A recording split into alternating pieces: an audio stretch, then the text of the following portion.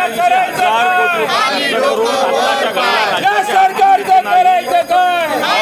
नागपूर रत्नागिरी महामार्ग असताना हा महामार्ग शेतकऱ्यावर थोपवणं हा शेतकऱ्यावर अन्याय आहे म्हणून या शक्तीपीठाला आज सगळीकडे विरोध होत असताना विधिमंडळाच्या पातळीवर सुद्धा आम्ही सगळ्या विरोधी पक्षाने मिळून आंदोलन केलेलं आहे।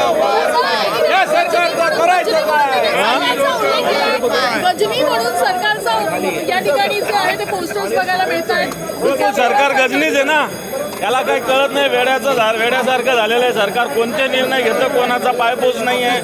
आज एकीकडे राज्यावर 9 लाख 10 लाख हजार कोटींचं कर्ज असताना मला वाटतं असे महामार्ग करणं बरं। महामार्ग रस्ते आवश्यक आहे, परंतु ऑलरेडी नागपूर रत्नागिरी महामार्ग आहे उपलब्ध। असा असताना असा मार्ग मला वाटतं आवश्यक नाही।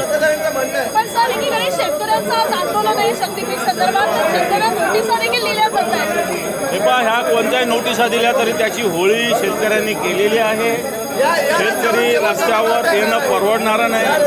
शेतकरी 10 गुंठे जमिनीमध्ये सुद्धा शेती करत असताना अशा पद्धतीनं ही शेती शक्तीपीठाच्या